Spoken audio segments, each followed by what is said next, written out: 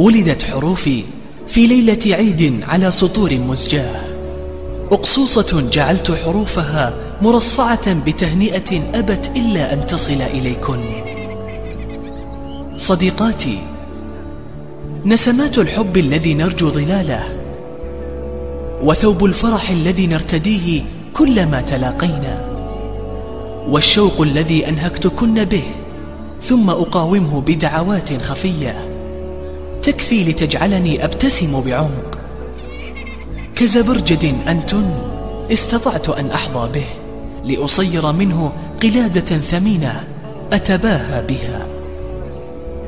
كل عام وحلو الحديث يجمعنا، كل عام وأنتن بخير.